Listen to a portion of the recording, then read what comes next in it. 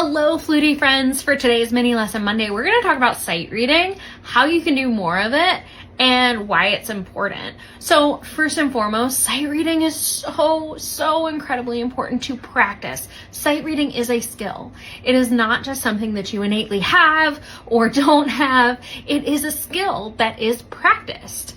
Some people are immediately a little bit better at it than others, and there could be lots of reasons for that, but at the end of the day, practicing sight reading is the best way to get better. Being able to sight read will set you apart in ensembles, will set you apart with getting calls for gigs, all that good stuff, which is why it's incredibly important. Because someone who can sight read and who can quickly adapt to new pieces of music is more likely to get those calls than someone who struggles with that sort of thing. So here are a few ways that I practice sight reading.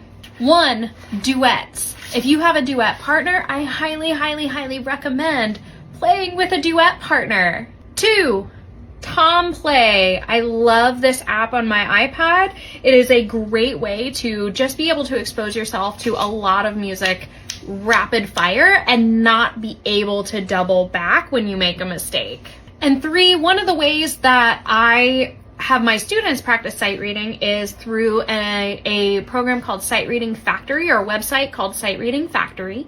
You can generate random sight reading material based on your level, based on your instrument, all that good stuff, and it is fantastic. So all of my students get a free Sight Reading Factory subscription for the year and the entire time that they're in my studio. And I also do sight reading assignments for them about monthly, but you're able to practice sight reading really anytime you'd like because you can generate sight reading. Make Music also has one called Sight Reading Studio. Personally, I find that Sight Reading Factory works really well in my studio as opposed to Make Music Sight Reading Studio. Finally, etudes. It is so important to rapid fire work through etudes. Almost every week or every other week, depending on what your workload is that week. So we like to go through those fairly quickly. And the reason is that if you're sight reading something new every single week, then you're learning how to sight read. So what are your favorite ways to practice sight reading? Drop them in the comments below. And of course, give me a big old thumbs up and a follow if you like this type of content for more mini lesson Mondays. And I'll see you later.